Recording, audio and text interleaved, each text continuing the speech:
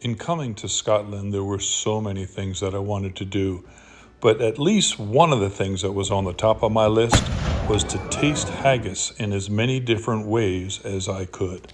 Haggis is a quintessential symbol of Scottish cuisine and culture, known as much for its distinctive ingredients as for its role in Scottish national identity.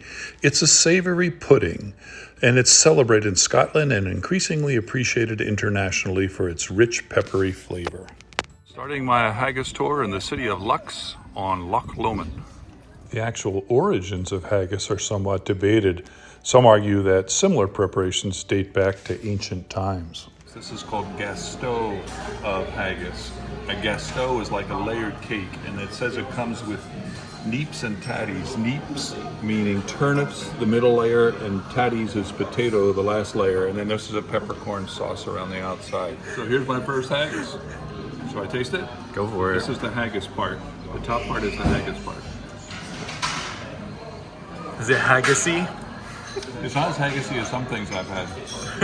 It's very creamy, kind of like with the oats that are in there. It's got kind of a chewy, kind of almost burnt kind of taste a little bit on it. But it's very pleasant. I like it. Gotta love those neeps and tatties. So this is my first taste of haggis in Scotland this trip. It's totally different than what I've tasted in the past, and partly because there's this nice spicy peppercorn sauce that's on top of it. But this is really nice. I really like it. Haggis with neeps and tatties is the traditional way to eat the food.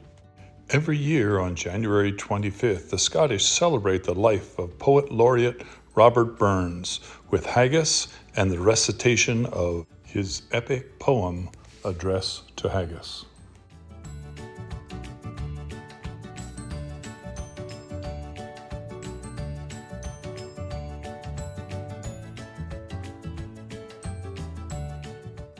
I won't try to read this poem, but I'll put a link in the description where you can hear someone recite it and have a taste of how fun the evening is.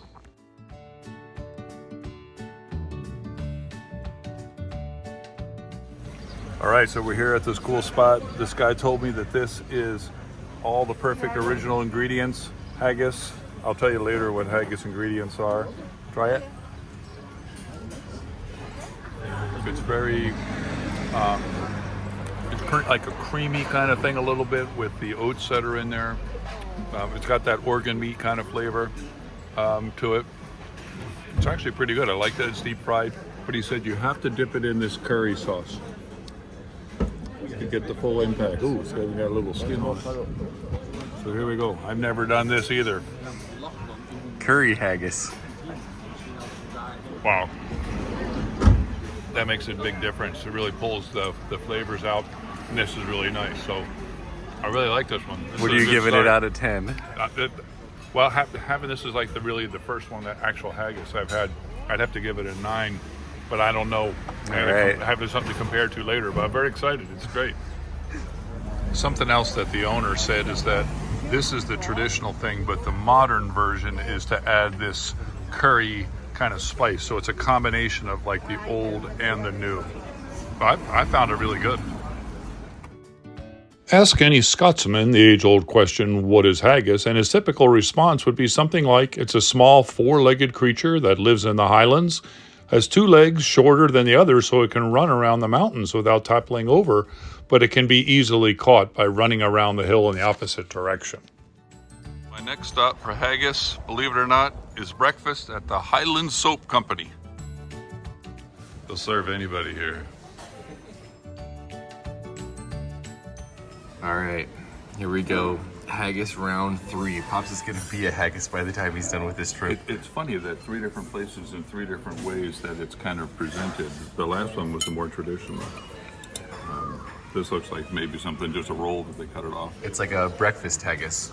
Mm-hmm. It's a good flavor. It's a little bit more like greasy than other ones, but yeah, it doesn't have that kind of more original feel that the one that was actually in the sausage shape had. But yeah, it's good. I like this one too.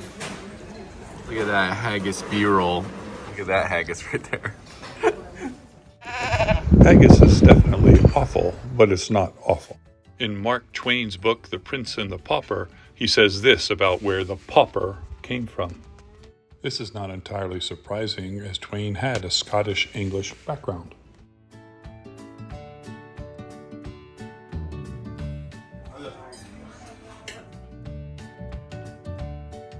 All right, this is haggis with cheese and onions on a toasty, and they said it's lather on wheel haggis, which means that it's produced just locally at a little town not too far from here. So something particularly special about it. It's a haggis toasty. That's what I'm they call it. I'm very excited about it. Look at that, it looks amazing. So here we go. Hot. While you're recovering, look at that. The flavor's not as strong because of the cheese and the onion, but it's so creamy. I've never had a haggis that's so creamy like this. However they process it or whatever. But here, I'll open it up too. That's just showing you. Yeah, the there's cheese. the haggis right there on that Get side. your fingers off my haggis. But no, very good. A very different way of trying it now. So my fourth way. Okay, Josh is being brave, and he's going to try the haggis. toasty. It sounded interesting.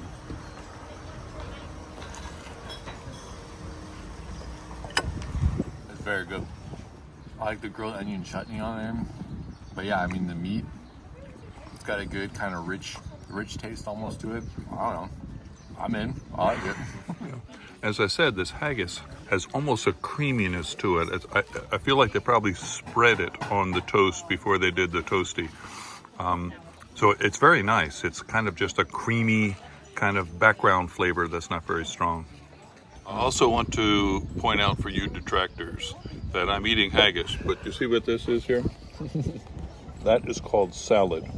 We haven't eaten And I it haven't yet. eaten it yet, but it's there. So there is the potential that I might eat it before this meal is done.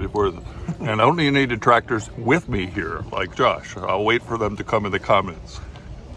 I haven't told you yet where haggis comes from, but trust me, it is not that.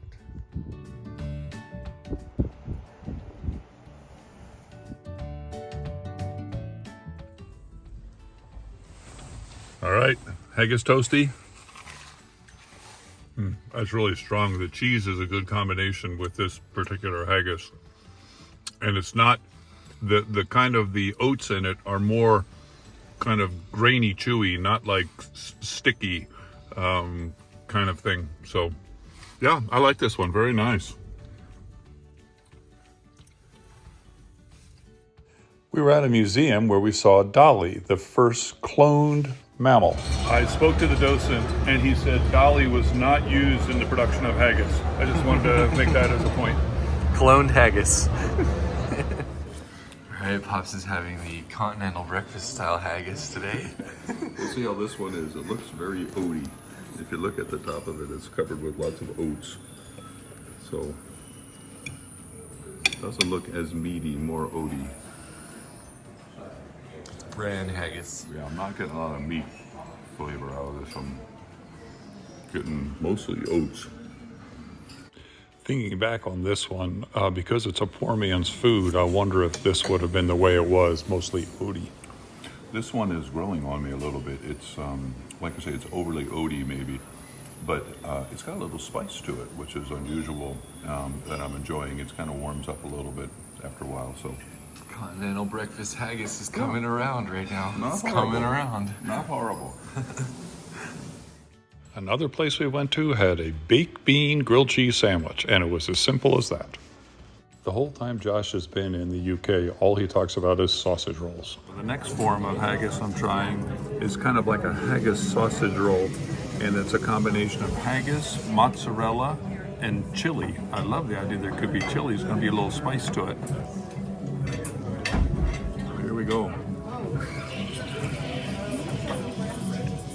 Looks totally different. That must be sausage itself in the middle there. It's delicious, but the haggis is kind of overwhelmed by the other stuff. Let me just try it.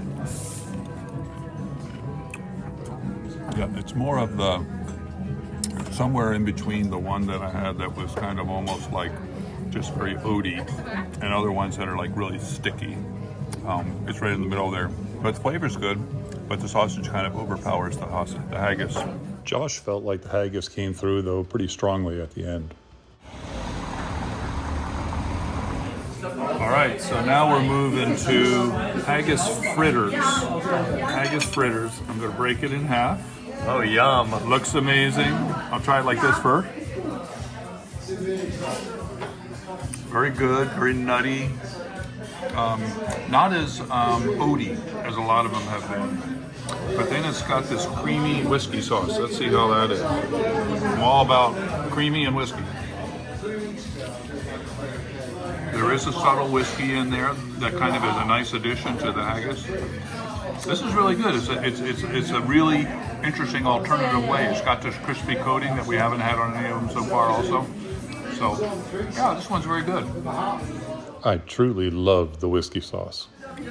This is really good. This is one of the best I've had, but it's particularly good with this creamy whiskey sauce. The subtle hint of the whiskey in here really adds a lot. I didn't think of putting that together with haggis, but that totally works. Next time I need to get a haggis and get a shot of whiskey to go with it, I think that'd be a great combination. Be sure to leave a comment about how disgusted you are by Pop's 17th attempt to eat haggis in 8 days. Only been 10. Well, we're back at the Larder Cafe inside of the Highland Soap Company. And this time, we'll try a Haggus Melt here. This will be the third version of a Haggus Melt I've had.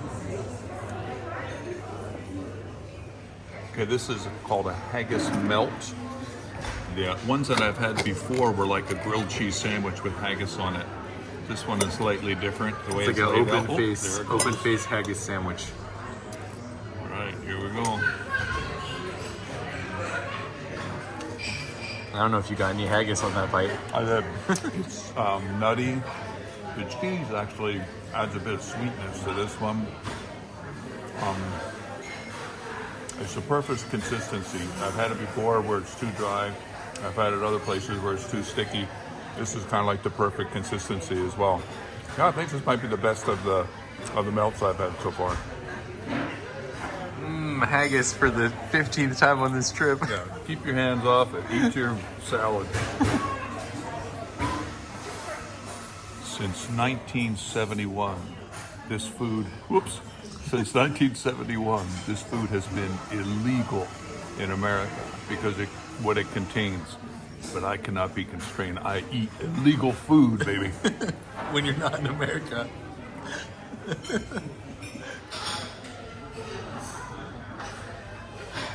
We're here in Edinburgh, and of course I'm having the Haggis experience video that I'm making here. Well, no video about haggis would be complete without some footage of Haggis Hill right here in Edinburgh.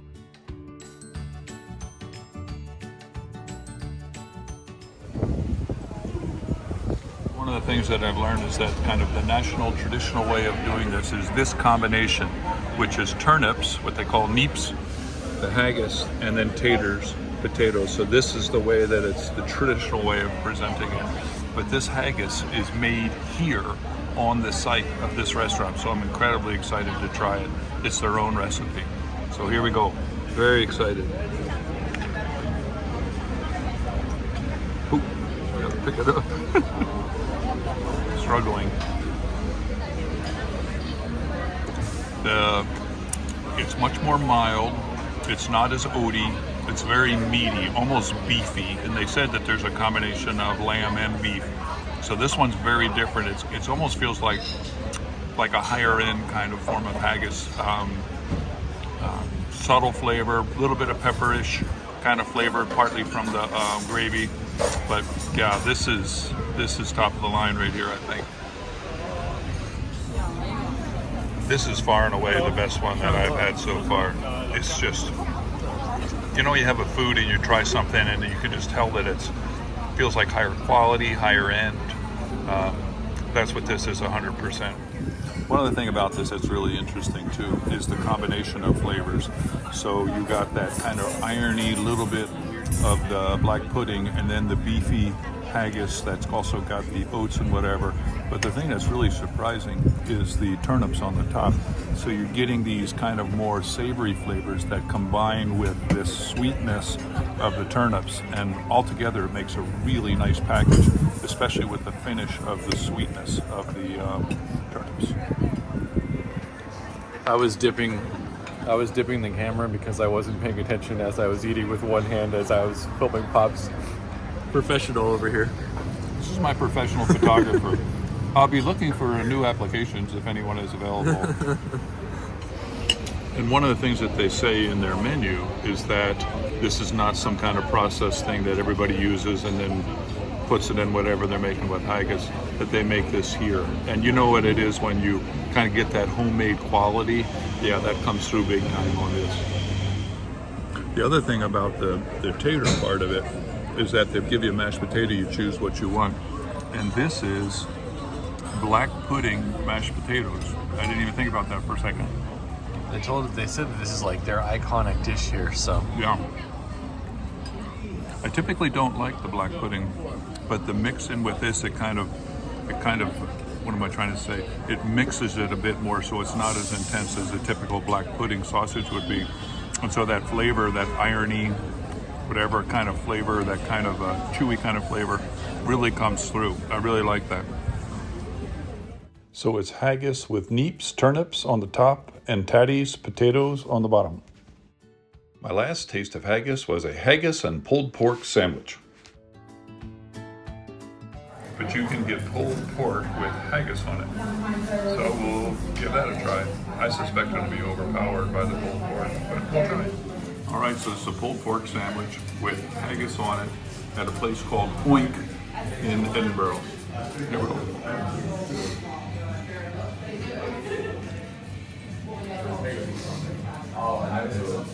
You know, the haggis, you can hardly even tell it's there. It's overpowered with this really nice chili jelly and with the pulled pork. It's a delicious sandwich, but you wouldn't even know there's haggis on it unless I told you. So what is haggis? It's a savory pudding made from sheep offal or pluck or organ meat, specifically heart, liver, and lungs. That is then mixed with minced onion, oatmeal, suet, and spices, all ground together. It is traditionally cooked and served in a sheep's stomach. Thank you so much for watching, and I hope to see you on the next video.